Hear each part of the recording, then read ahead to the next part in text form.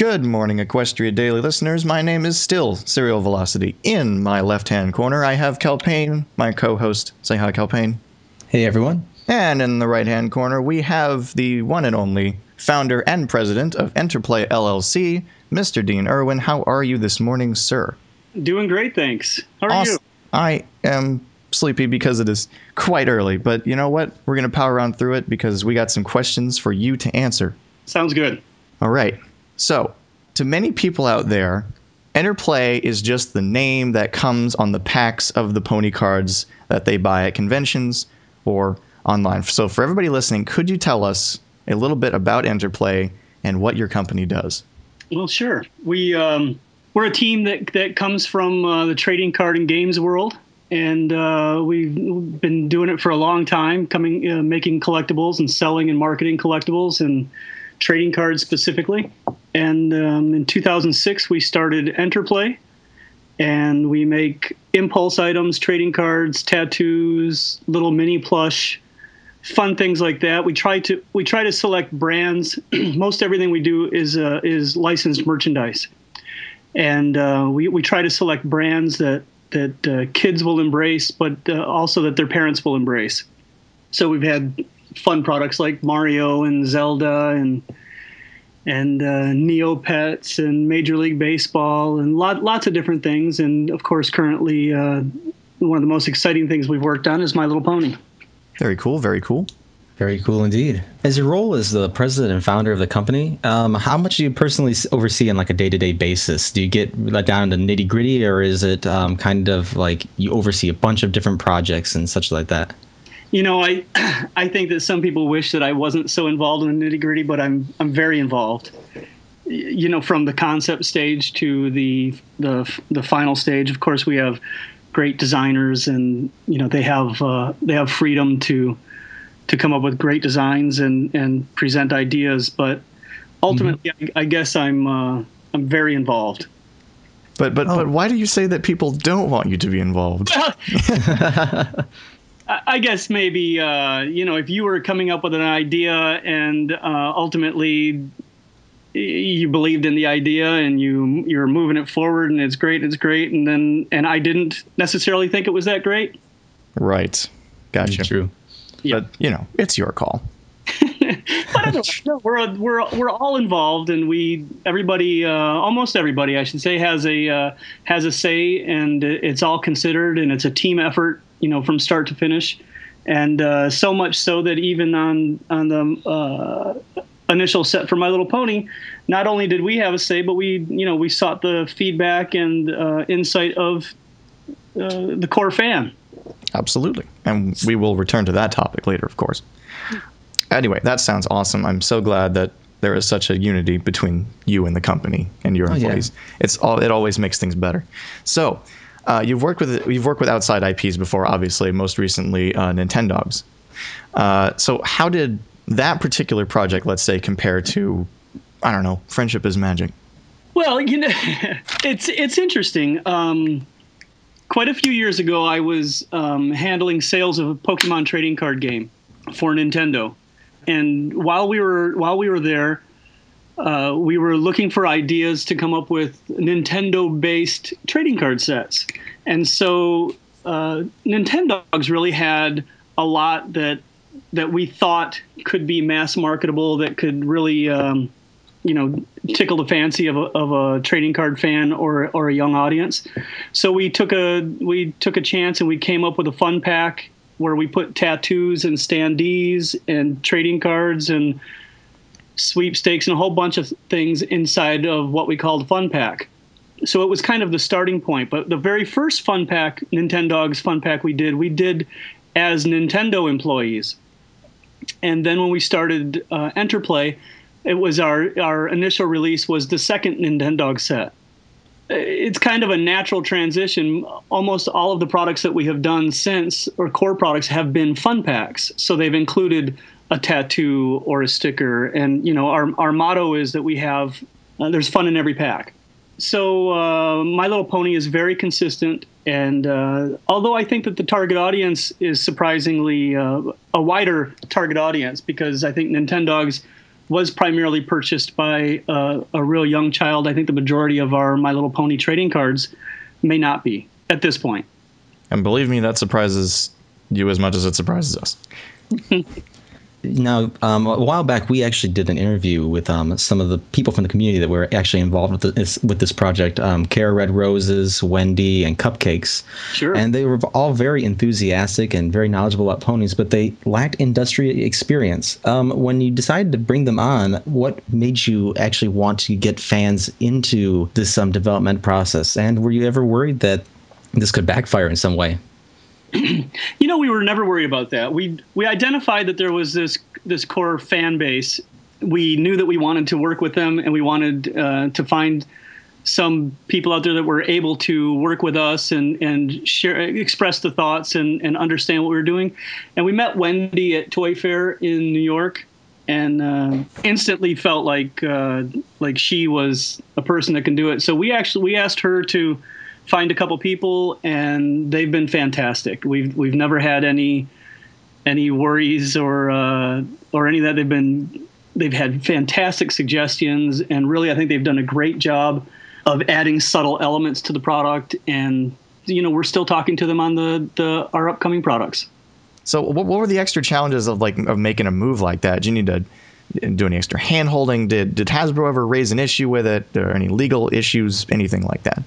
No, Hasbro is fantastic to work with, and really it's such a great experience. We get great suggestions and almost instantaneous feedback. It's really strong.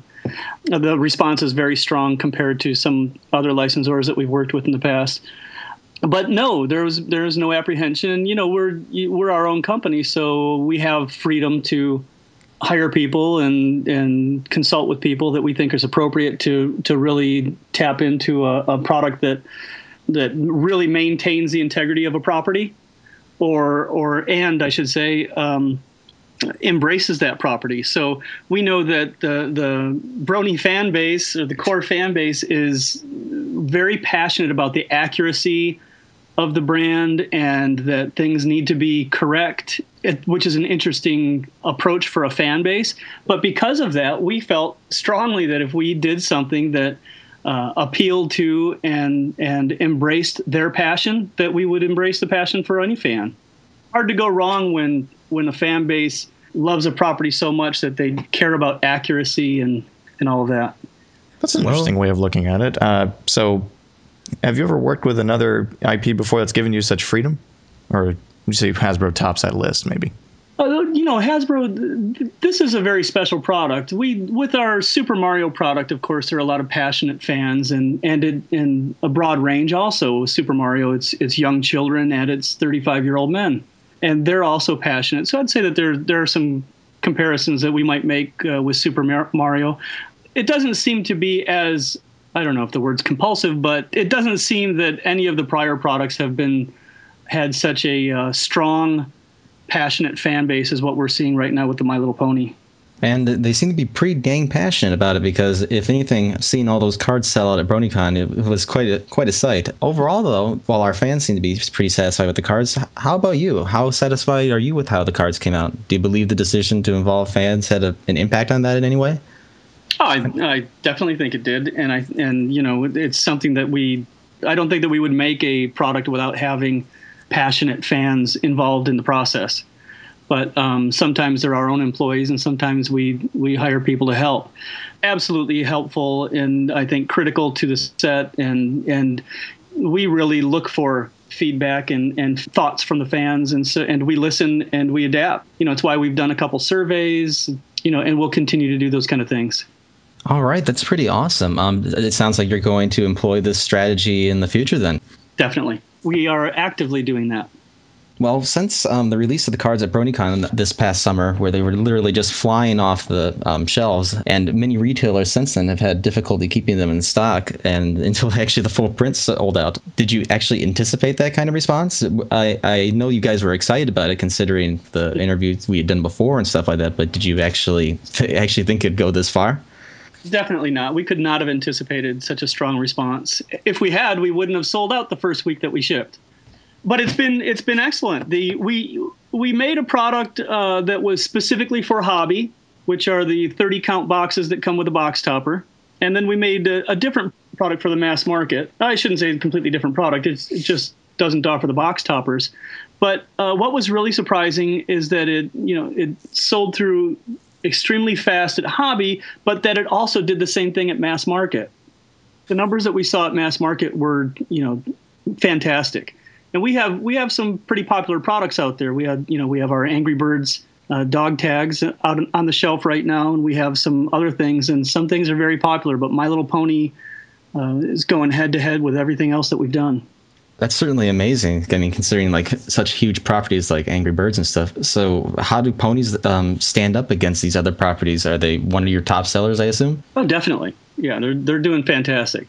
They might not do the overall numbers of some of the other brands, but it's a fantastic brand. It's selling extremely well. We and our retailers couldn't be happier. Truly had it on the shelf at mass market for about a week and a half when we received reorders. I mean, I was there at the conventions. People were just buying like boxes of the cars and just unwrapping them all on the floor. It was great. It was great to see. We took some pictures of the big giant stacks of empty flow wraps. Yes, yeah. I remember those all piled up against the wall and such Mountains. like that. So speaking of conventions, you gave out exclusive cards per convention. We got one in BronyCon, we got one at Everfreight, and we're going to have more in the future. So the thing is that people are a little concerned about that, being that these exclusive cards are selling for $100+ on eBay, and they don't want to shell out that kind of money to complete their whole set. Is there a strategy going forward with this? Yeah, it's to see the cards sell for as much as they are online. It's interesting to see that, I should say. The idea that what a card sold a couple days ago for $760 and another for over $500 just a day or two later, it's crazy, huh? We're not crazy about seeing that for our products, seeing fans pay that kind of money for a single card, but it is kind of crazy. The strategy was to make the BronyCon card an exclusive to BronyCon. It was not the strategy to make the Rainbow Dash card exclusive to San Diego Comic-Con. And we announced that before we even gave it away. And we'll be giving some more of those away next month in New York. A limited number of those we'll be giving away. Fluttershy, we gave away at Everfree, but we also offered that for our survey. So we will continue to do these kinds of things, but $100 for a card, it's really nice to see, and for trading cards, you need to see that kind of thing sometimes, I think. But oh yeah, for sure. Mm-hmm. But the strategy is definitely not to make cards so rare that puts the cards out of the reach of the fan. Okay, so they'll be available elsewhere. Some of them will be, and some of them will remain rare as they should. Yeah, we won't see very many more. We won't see any more of the rarity card that we gave away at BronyCon. Oh, good. Glad I got one then. Except there may be a few at BronyCon, but there may not be. With Rainbow Dash, there'll definitely be some more Rainbow Dash cards out there. And this week we'll be giving away Applejack in Cleveland, so that'll be fun. At Candlelight Gardens? Yes. Cool. Awesome. And next month in New York, we have some very fun things planned for New York Comic-Con that we'll announce later, but should be very exciting. So those are basically all of your, I guess, as you could say, as of yet unrevealed promo cards that we can expect. The ones at Candlelight Gardens and the one that you're going to be announcing soon. Right. You could assume that the 6 cards that were unannounced, you could assume they're the main 6, right? Well, there might be surprises, right? Well, so Twilight Sparkle also be available next month. We're doing a collector's tin, where inside the collector's tin will include a poster and a Twilight Sparkle card. That will launch, I think, in about 2 weeks, maybe 3 weeks.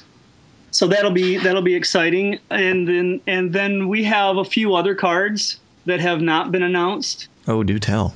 Yeah. Yes, we have a few others that will come out soon. What letter do they start with? What color are they? They're My Little Pony color. Oh my God! Shocking. I need some coffee. Okay. Okay, very, very cool. Awesome stuff. So just as a final question, now that you've seen the results of this first set, are you looking into expanding into a second set, perhaps? Can you give us some hints, details, maybe? Mm-hmm. Maybe? Absolutely. Ooh, well, that was easy. We're already actively working on the second set, and we have some fun things that we're looking at. And we might even have a fan card subset in that. We haven't finalized that concept, but one of the ideas that we had was to have fans submit their cards, and we take a number of them and we make a small subset that we offer in the set. Thought that might be fun. Oh yeah, absolutely. I'd throw stuff in. Are you still working with Wendy and cupcakes and the like? Yes. Awesome. Cool. And so it's preliminary right now. We're planning to release that set next year, and we'll have more information on that. We're also actively working on, we're going to be introducing posters.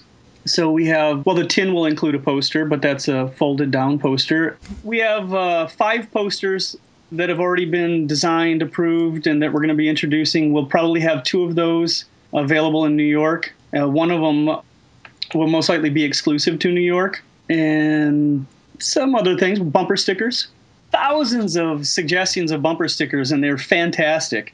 And so we're actively working on those ideas, as well as maybe window decal type of thing. I hope they'll sell as fast as the cards do, because that would be really super cool. Oh, yes, it would. I love the poster designs. I think we designed them before we did the survey, and the suggestions on the survey were right in line with what we've done. So it should be fantastic. Yeah, it should be nice. Got it right on the nose then. That's awesome. Well, is there anything else you want to elaborate on or touch on before we close this out? No, well, you know what? We love working on the property and look forward to doing lots more fun stuff. And if you have suggestions or anything, just give us a shout, send us an email. We're always listening. And, we appreciate it. And we love working with you guys. It's a pleasure to see what this has become. Yeah, let's keep having fun together. Yeah. Yes. All right. Okay, so we're going to close this out. My name is still Serial. His name is still Calpain. And that was CEO and president and founder of Enterplay LLC, Dean Irwin. Thanks, guys. Have a good one. Thanks. See you around.